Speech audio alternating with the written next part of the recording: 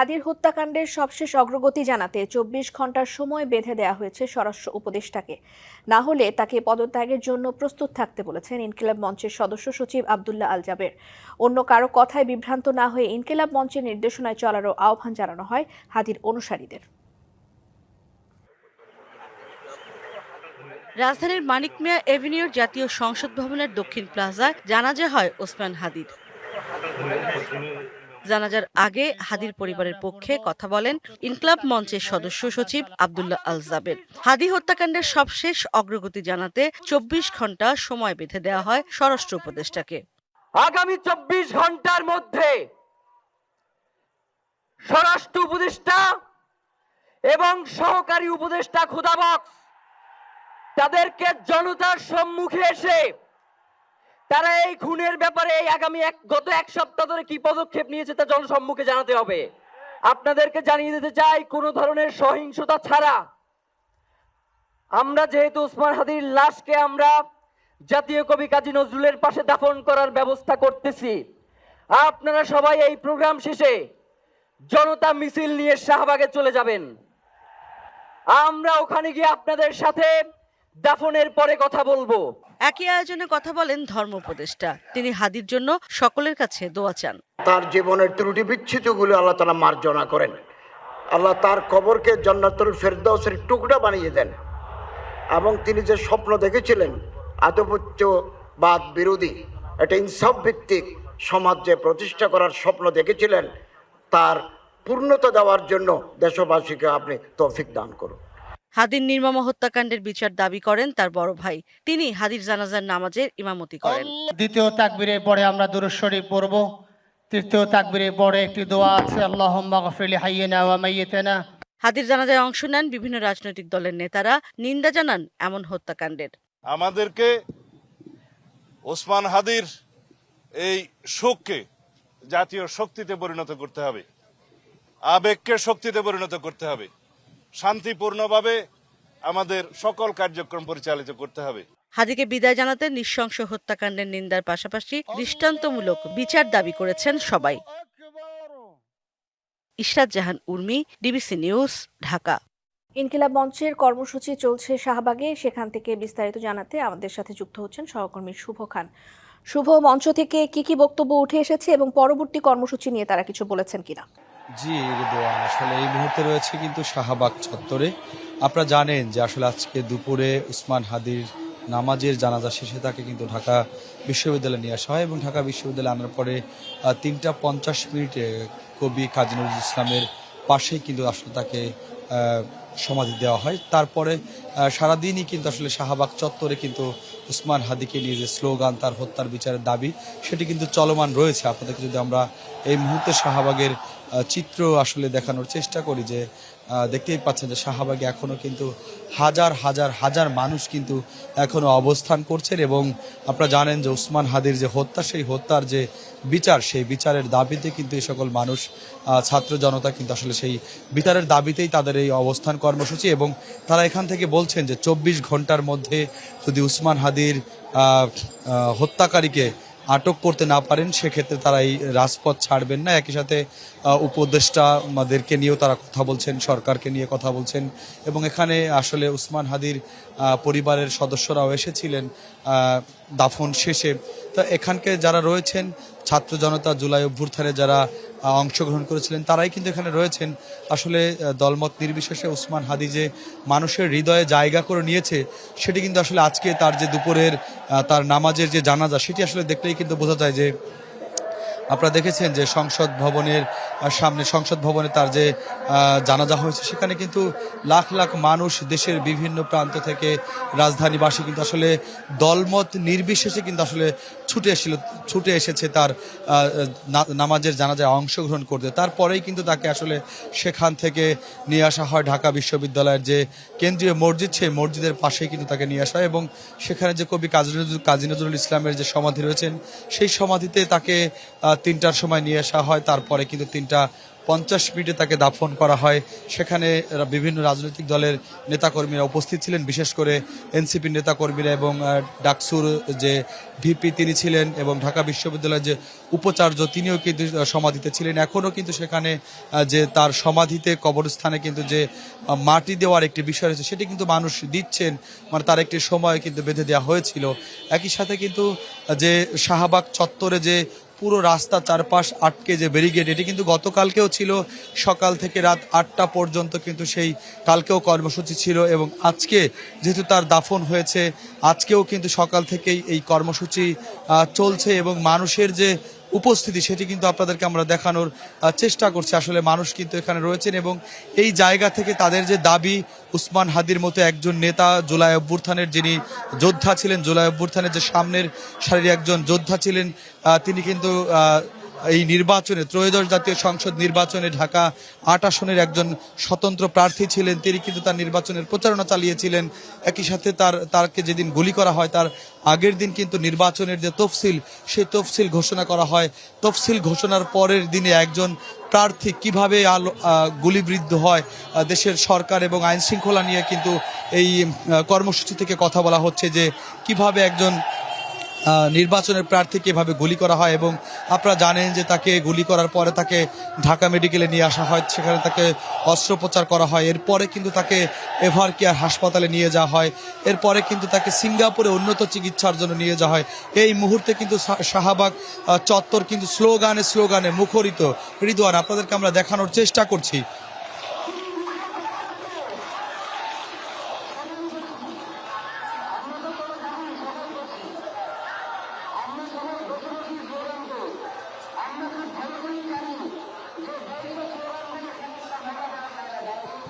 জি রিদওয়ান, দেখছিলেন যে এই মুহূর্তে কিন্তু শাহবাগ চত্বরে যে স্লোগান, মানুষের যে উপস্থিতি, আসলে সবকিছু মিলিয়ে প্রমাণ করে হাদি যে মানুষের হৃদয়ে ছিল সেটি কিন্তু আজকে তার নামাজের জানাজায় সেটি উপস্থিত হচ্ছে এবং তার মতো একজন রাজনৈতিকবিদ এবং অভ্যুত্থানের নেতাকে এভাবে গুলি করে হত্যা করা আসলে কোনোভাবেই আশা করেনি, কাম্য ছিল না। আসলে প্রশাসন কি করেছে এই বিষয়টাও উঠে আসছে এই কর্মসূচি থেকে, এই স্লোগান থেকে।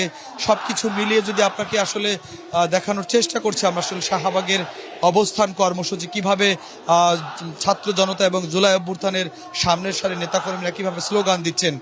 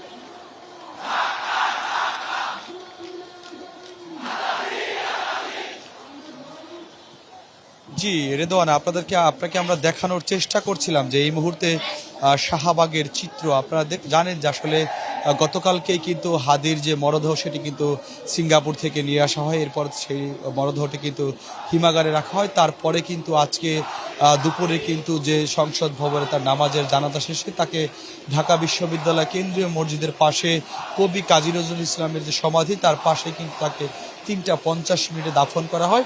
এই সর্বশেষ শাহবাগে উত্তাল হাদিকে নিয়ে স্লোগান দিচ্ছে, তার বিচারের দাবি করছে তার সহপাঠীরা, জুলাই যোদ্ধারা, জুলাইয়ের যারা অংশগ্রহণ করেছিলেন জুলাই অভ্যুত্থানের সকলে। সবশেষ আসলে হাদির হত্যাকারীর সুষ্ঠু বিচার হোক সেই প্রত্যাশা কিন্তু তারা করছেন। আপনার মাধ্যমে আমরা শুনছিলাম এবং দেখছিলাম স্লোগানে মুখর শাহবাগ চত্বর। ধন্যবাদ আপনাকে। 13 ডিসেম্বর সুদানে জাতিসংঘ শান্তিরক্ষা মিশন ঘাঁটিতে সন্ত্রাসী ড্রোন হামলায় শাহাদাত বরণকারী 6 বাংলাদেশি শান্তিরক্ষীর মরদেহ দেশে আনা হয়েছে। শনিবার বেলা 11টার পরে হযরত শাহজালাল আন্তর্জাতিক বিমানবন্দরে এমিরেটস এয়ারলাইন্সের একটি বিমানে মরদেহ আনা হয়। বাংলাদেশ সেনাবাহিনীর chief of general staff lieutenant general Mizanur Rahman Shamim বিমানবন্দরে শান্তিরক্ষীদের মৃতদেহ গ্রহণ করেন। রবিবার ঢাকা সেনানিবাসের কেন্দ্রীয় মসজিদে নামাজে জানাজা অনুষ্ঠিত হবে। পরে তাদের মরদেহ হেলিকপ্টার যোগে নিজ নিজ ঠিকানায় পাঠানো হবে।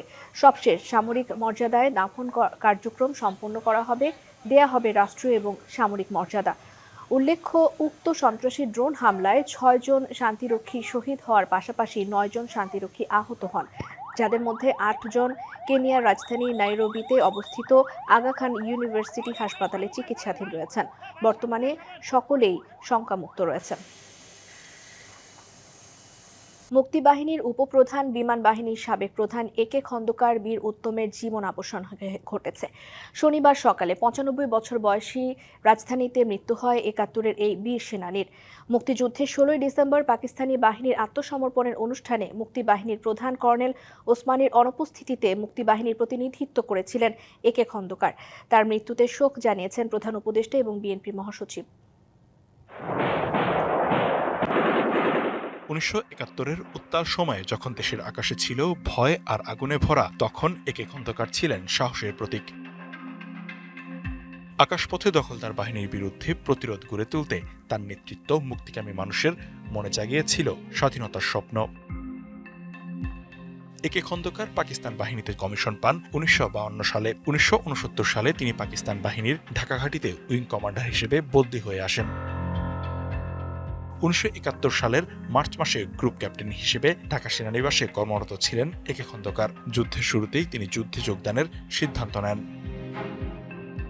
৭১-এর ১৫ই মে উইং কমান্ডার খামিদুল বাশার ও ফ্লাইট লেফটেন্যান্ট রেজার সঙ্গে সপরিবারে পাড়ি দিয়ে ত্রিপুরার আগরতলায় পৌঁছান তিনি।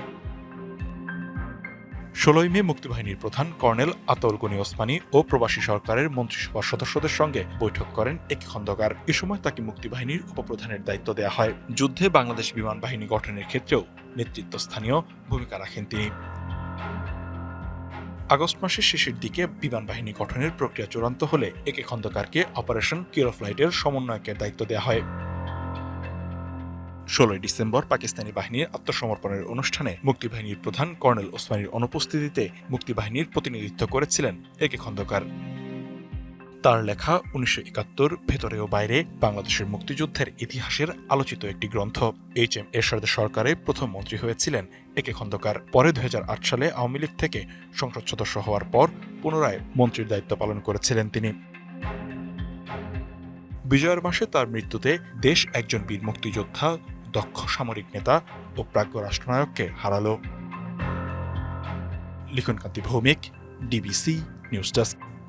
ফেব্রুয়ারিতে ত্রয়োদশ জাতীয় সংসদ নির্বাচন। সারা দেশ প্রস্তুত হচ্ছে একটি অবাধ, সুষ্ঠু এবং গ্রহণযোগ্য নির্বাচনের জন্য। কি ভাবছেন সাধারণ মানুষ থেকে শুরু করে আগামী জনপ্রতিনিধিরা, সে কথা জানাতে ডিবিসি নিউজের ইলেকশন এক্সপ্রেস ছুটে যাচ্ছে সব সংসদীয় আসনে। এখন আছে সংসদীয় আসন ২০৭ নারায়ণগঞ্জ ৪-এ। প্রিয় দর্শক, স্বাগত CSRM ডিবিসি ইলেকশন এক্সপ্রেসে। আজ আমরা রয়েছি সংসদীয় আসন নারায়ণগঞ্জের ৪-এ। আর আমাদের সাথে আজকে উপস্থিত রয়েছেন বাংলাদেশের জামায়াত ইসলামী নারায়ণগঞ্জ জেলা জামায়াতের সহকারী সেক্রেটারি আবু সাইদ মুন্না। কথা বলবো তার সাথে। একই সাথে তার আরেকটি পরিচয় রয়েছে, তিনি নারায়ণগঞ্জ ৪ আসনের নির্বাচনের যে পরিচালক এবং এই আসনের নির্বাচন পরিচালনার দায়িত্বে রয়েছেন জনাব আবু সাইদ মুন্না। আপনাকে স্বাগত আমাদের এই আয়োজনে। আপনার কাছ থেকে শুরুতেই জানতে চাই, আপনার প্রার্থী যদি নির্বাচিত হওয়ার পরে নারায়ণগঞ্জ ৪ গড়ার জন্য আপনাদের কি কি পরিকল্পনা রয়েছে? হাদি ভাইয়ের আত্মার মাগফিরাত কামনা করে আমি শুরু করছি। আমাদের নারায়ণগঞ্জ ৪ আসন, আমাদের প্রার্থী ছাত্র শিবিরের কেন্দ্রীয় সাবেক সভাপতি ছিলেন মাওলানা আব্দুল জব্বার। যদি আব্দুল জব্বার নির্বাচিত হন, আমরা আমাদের যে 7টা ইউনিয়ন নিয়ে আমাদের এই নির্বাচনী আসন, 7টা ইউনিয়নের ভিতরে 2টা ইউনিয়ন হচ্ছে নদীর ওই পাশে, দলেশ্বরী নদীর ওই পাশে, যেখানে যাতায়াত ব্যবস্থা খুবই কঠিন। সে অঞ্চলের মানুষের কৃষি নির্ভর হওয়ার কারণে কৃষি পণ্যগুলা পরিবহনেও তাদের জন্য অসুবিধা হচ্ছে। এজন্য আমরা ওই অঞ্চলের জনগণকে নিয়ে যদি আমাদের প্রার্থী নির্বাচিত হতে পারে, তা আমরা দলেশ্বরী নদীর উপর একটা সেতু নির্মাণের জন্য প্রচেষ্টা করব, যাতে ওই অঞ্চলে কৃষি পণ্যগুলো বাজারজাতকরণের জন্য সুবিধা হয়। আর মোটামুটিভাবে আমাদের ফতুল্লাতেও কিছু জলাবদ্ধতা, কুতুবপুরে কিছু জলাবদ্ধতা আছে, আমরা এগুলোও প্রতিশ্রুতিবদ্ধ। আমরা অঙ্গীকার করেছি যে আমরা যদি নির্বাচিত হই তাহলে এই সমস্যাগুলো আমরা সমাধানের জন্য অগ্রাধিকার দেব ইনশাআল্লাহ। জি, যেমনটি বলছেন, নির্বাচনকে সামনে রেখে কোনো ধরনের কোনো প্রতিবন্ধকতা দেখছেন কিনা আপনারা? নির্বাচনকে সামনে রেখে এখন পর্যন্ত আমাদের কোনো প্রতিবন্ধক দেখতেছি না। তবে কিছু কিছু জায়গায় কিছু ফেসিস্ট বিদায় হয়ে যাওয়ার পরে তাদের কিছু অনুসারীদের বিভিন্ন দলের সাথে সম্পৃক্ত হয়ে বিভিন্ন ধরনের তারা চাঁদাবাজি, দুরাবৃত্তি পরায়ণা, মানুষের এখানে সেখানে তারা কিছু চাঁদাবাজি করতেছে। তো মোটামুটি ভাই এগুলো আমরা থ্রেট মনে করতেছি না, কারণ মানুষ মোটামুটি ঐক্যবদ্ধ। তারা চাচ্ছে যে একটা সুন্দর গ্রহণযোগ্য free fair and credible election যদি হয়, তাহলে ইনশাল্লাহ আমাদের প্রার্থী জয়লাভ করে ইনশাল্লাহ। আরেকটি জিনিস আপনার কাছে জানতে চাই, সেটি হচ্ছে যে আপনারা জয়লাভ করলে নারীর কর্মক্ষেত্র বা নারীর স্বাধীনতা নিয়ে একটি প্রশ্ন মানুষের কাছে রয়েই যায় বা থেকে যায় বা করে, সেটি হচ্ছে যে নারীর চলাফেরার ক্ষেত্রে ব্যাঘাত ঘটতে পারে। আপনারা ক্ষমতায় আসলে নারীর স্বাধীনতা কতটুকু নিশ্চিত হবে? আসলে এটা আমাদের বিরুদ্ধে একটা অপপ্রচার। নারী স্বাধীনতার বিরুদ্ধে আমরাই মনে হয় সবচেয়ে বেশি অঙ্গীকার, কারণ আমাদের দলে প্রায় যদি অন্যান্য 30% একটা আরপিওর মাধ্যমে আছে, 30% থাকতে হবে, কিন্তু আমাদের দলেই সবচেয়ে বেশি মহিলারা যারা সংগঠনের সাথে অন্তর্ভুক্ত। তবে ইনশাল্লাহ আমরা নির্বাচিত হলে আমাদের বিরুদ্ধে যে অপপ্রচার আছে, এটার আমরা নির্বাচিত হলেই তার জবাব দিতে পারবো। মানুষ দেখবে যে আসলে ইসলাম প্রতিষ্ঠিত হওয়ার পরে নারীরা তাদের কি অধিকারটা, ন্যায্য অধিকারটা তারা পাবে ইনশাল্লাহ। আপনাদের প্রার্থী একজন তরুণ প্রার্থী, তরুণদের জন্য কি ভূমিকা থাকবে আপনাদের? যে আমাদের প্রার্থী এ বিষয় নিয়ে তরুণদের সাথে কথা বলেছেন, তরুণদের মনোভাব জানার জন্য চেষ্টা করেছেন, এবং তরুণরা যেন তাদের এই যে জেনজির যে চিন্তা চেতনাটাকে, এই চিন্তা চেতনাটাকে তারে সামনে এগিয়ে নেওয়ার জন্য তাদেরকে মোটিভেট করা, তাদেরকে কর্মসংস্থানে নিয়ে আসা এবং নতুন নতুন কর্মক্ষেত্র সৃষ্টি করে তাদেরকে কর্মে অন্তর্ভুক্ত করার জন্য আমাদের প্রার্থীর অনেক পরিকল্পনা আছে। জি জনাব আবু সাইদ মুন্না, আপনাকে অসংখ্য ধন্যবাদ আমাদেরকে সময় দেওয়ার জন্য। প্রিয় দর্শক, এখনকার মতো এই অনুষ্ঠান শেষ হচ্ছে। আমাদের পরবর্তী আয়োজন সন্ধ্যা 7টায়। দেখার আমন্ত্রণ রইল। সে পর্যন্ত সবাই CSRM ডিবিসি ইলেকশন এক্সপ্রেসের সাথেই থাকুন। সিরিয়ায় জনগোষ্ঠী আইএসের বিরুদ্ধে সামরিক অভিযান শুরু করেছে যুক্তরাষ্ট্র। হামলা চালানো হয়েছে কয়েকটি লক্ষ্যবস্তুতে। স্থানীয় সময় শুক্রবার সামাজিক যোগাযোগ মাধ্যম ট্রুথ সোশ্যালে মার্কিন প্রেসিডেন্ট ট্রাম্প জানান, সাম্প্রতিক এক হামলায় মার্কিন সেনা নিহত হওয়ার প্রতিক্রিয়ায় এই অভিযান চালানো হচ্ছে। সিরিয়ার নতুন সরকারও এই সামরিক অভিযানের প্রতি সমর্থন জানিয়েছে বলেও দাবি তার। মার্কিন প্রতিরক্ষা সচিব পিট হেগসেথ জানিয়েছেন, অভিযানের নাম দেয়া হয়েছে অপারেশন হক আই স্ট্রাইক। গত সপ্তাহে সিরিয়ার পালমিরা শহরে মার্কিন এবং সিরীয় বাহিনীর একটি কনভয়ে হামলা চালানো হয়। এতে 2 মার্কিন ন্যাশনাল গার্ড সদস্য এবং এক দোভাষী নিহত হন। হামলায় আরও 3 মার্কিন সেনা আহত হন। শীতের প্রকোপ প্রকৃতি এবং জনজীবনে। ভোর থেকেই ঘন কুয়াশায় ঢেকে যায় শহর এবং গ্রামাঞ্চল। কোথাও কোথাও বৃষ্টির মতো কুয়াশা পড়তে দেখা গেছে। ঠাকুরগাঁওয়ে জেলার সর্বনিম্ন তাপমাত্রা রেকর্ড করা হয়েছে 13.7 ডিগ্রি সেলসিয়াস। গত কয়েকদিনের তুলনায় তাপমাত্রা কিছুটা বাড়লেও কুয়াশা এবং বাতাসের কারণে বাড়তি ভোগান্তির মুখে পড়েছেন কাজে বের হওয়া মানুষরা।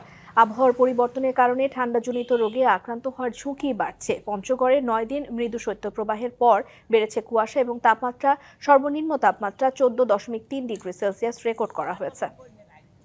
কালকে বাতাস ঠান্ডা, ঘরতে বের হওয়া যায় না। এলে কাজে বেড়াচ্ছি, ঠান্ডা গা পাকলি হয়ে গেছে। মানুষ ঠিক মতন চলতে ফিরতে পারতেছে না, গাড়ি ঘোড়া চলতে পারতেছে না। আমাদের শিক্ষার্থীদের অনেক ক্ষতি হচ্ছে ঠান্ডায়। আমাদের তো আয় রোজগার কমে গেছে, কষ্ট হইতেছে সকালবেলা বাইরে হইতে, আবার সারাদিন সেরকম একটা ভাড়াও হয় না। ডিবিসি সংবাদে এই ছিল এখনকার মতো। ডিবিসি নিউজের সংবাদগুলো পড়তে ভিজিট করুন dbcnews.tv আর ভিজিট করুন ডিবিসির ফেসবুক পেজ এবং ইউটিউব চ্যানেল। ডিবিসির সঙ্গেই থাকুন।